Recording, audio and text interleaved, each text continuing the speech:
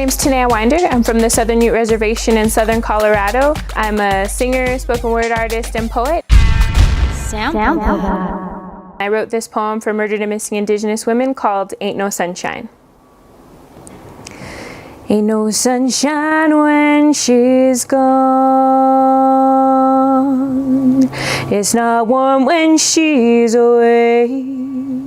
Ain't no sunshine when she's gone. She's always gone too long. Anytime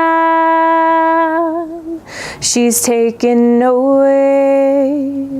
When angels speak of love, I'm pretty sure they didn't mean drunken hockey fans spraying 57 native children with beer, taunting, mouthing racial slurs and phrases like "go back to the reservation." If love is all coming and going, this is coloniality starting back at its beginning with children so young they are still learning the meaning of words like love and hate.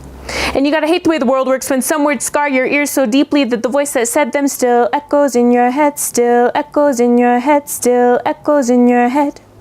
If love is action, we cannot tell where one echo ends and another begins. Let's think of it like this. Life begins with a woman giving birth. Because of this, she is sacred. Here our women are being taken. 1,181 reported missing and murdered in Canada alone, and the numbers here in the US are still unknown. Wonder this time where she's gone. Wonder if she's gone to stay. Ain't no sunshine when she's gone. This earth just ain't no home anytime she's taken away. Ain't no sunshine when she's gone. Underreported, not reported, but we do have some statistics. Nearly half of all Native American women have been raped, stalked by an intimate partner, or beaten. When angels speak of love, I'm certain they didn't mean this. Our women and children are being traumatized. 1 in 3 Native women will be raped in her lifetime and are 2.5 times more likely to experience sexual assault crime compared to all other races. When does this race to feel safe and survive end? When you're missing in life and missing in death? Where do we begin?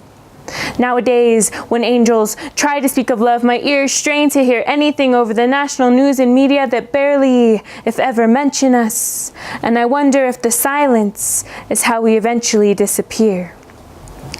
Ain't no sunshine when she's gone. It's not warm when she's away. Ain't no sunshine when she's gone. She's always gone too long. Anytime she's taken away.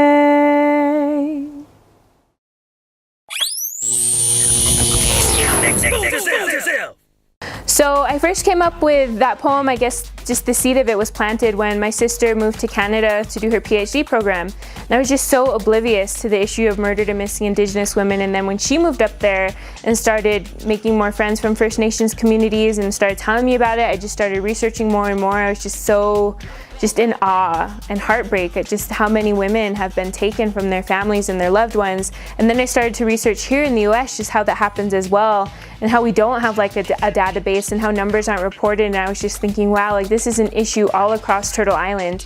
And so I just started thinking about it more and more and more, just feeling that I needed to do something that spoke to the issue.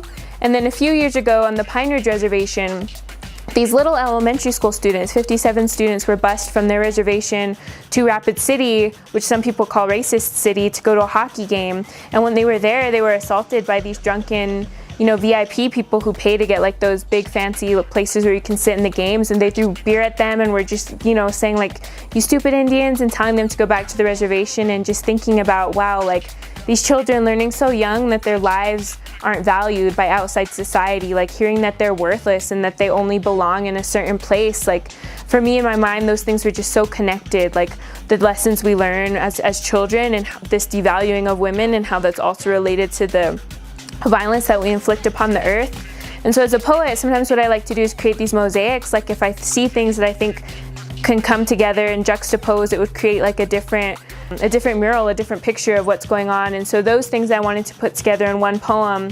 But sometimes it's hard, right? Like there's so many different traumas and things affecting Indigenous people that I think it can get too heavy at times. So for me as an artist, I try to always find a way to incorporate music and singing into my poems. And if it's a song that people know of in a different way or a different context, I think that kind of eases them into it. Like that's the anchor for them. And then I'm able to also like kind of show a different perspective on that, like to take that song and to put it in this context, I think helps the meaning even more. And so that's my process in doing that, because I think it helps make it more melodic and I guess maybe easier to digest for some people who just aren't ready to hear all of those atrocities yet. You've been exposed. Digital drum. Digital. Exposed yourself.